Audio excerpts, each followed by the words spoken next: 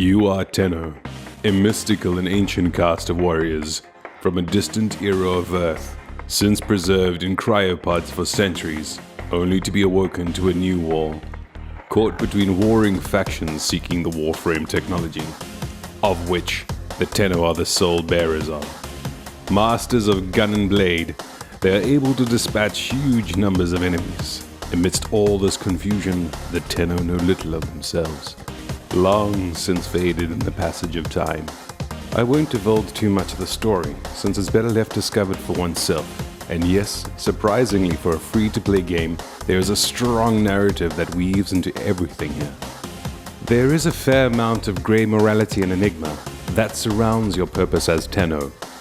The origins of these mysterious beings are under the guidance and assistance of the equally mysterious Lotus.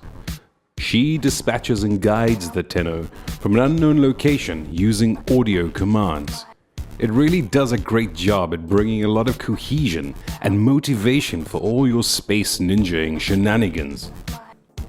As a new player, you'll be able to pick one of 3 Warframes: Excalibur, Mag, or Volt. With a total of 24 Warframes to craft or buy, each with their own specific set of skills and playstyle, ranging from nimble stealth to cleaving tanks. There are no rigid classes or archetypes here.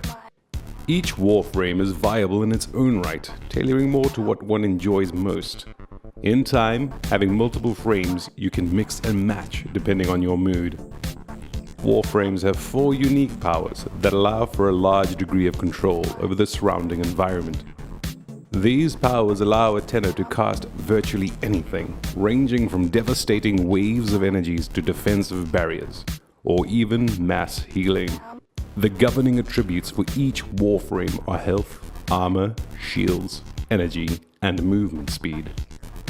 Now the meat of Warframe is its combat, and this is where it shines. The moment-to-moment gameplay is exhilarating and gratifying. Sliding, gliding in a ballet of eviscerating carnage. Controlling your Warframe at first might seem a little confusing, especially with the radical range of movement. But if you take a little time to master it, you will experience this giddy sensation of being a nimble, acrobatic killing machine. Unlike anything else, it does borrow many familiar concepts, resynthesized into something fresh and interesting. At first glance, it might appear shallow. With so much to do, it takes time to acclimate with all the mechanics and meta components of the game. But this is purely intentional, to not entirely overwhelm a new player.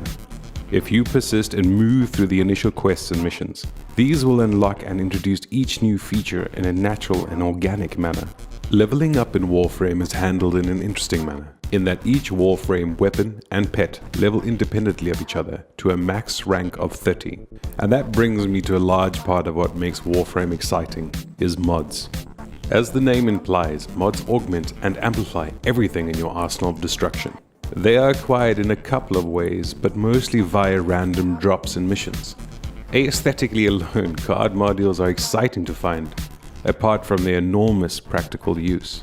I won't go into too much detail here, since this system is vast and would be an entire video in itself. That being said, these cards enhance damage, power, survivability, speed, and many other mechanics in the game.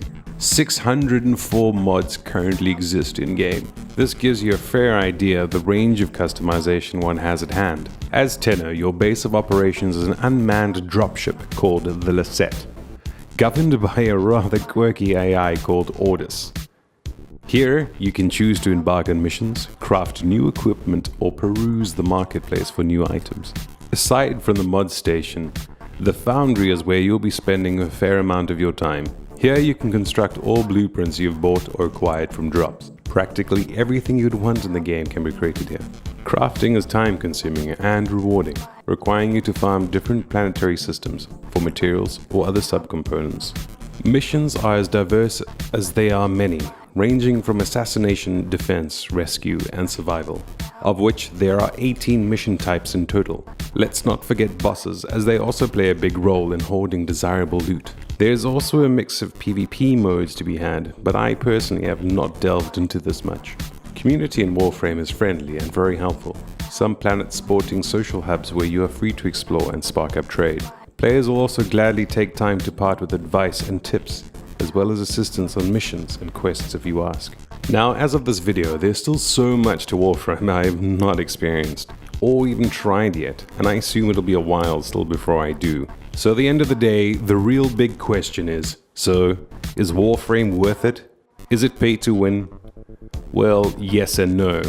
Everything in-game can be acquired in-game, given enough time, which can become a bit grindy.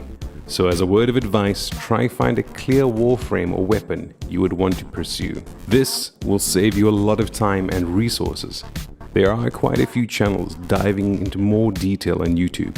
My favorite being Magmu, which I'll link in the description below. All in all, Warframe is an excellent game, and even more excellent free-to-play game, with regular and large content updates, and a mind-boggling amount of depth and content to explore. There is very little out there that you can even compare it to. So much so, in time you'll happily drop a few dollars here and there to support it. If these particular mix of elements is to your liking, you have no excuse not to at least test the waters. See you in space, Tenno. That doesn't work really. What? Here you can construct all blueprints. I won't go into too much detail here, since this system is vast and wouldn't... balls. If this is your particular mix of elements... there is a fair amount of grey morality and enigma. And my chair squeaks, which is rather fucking annoying.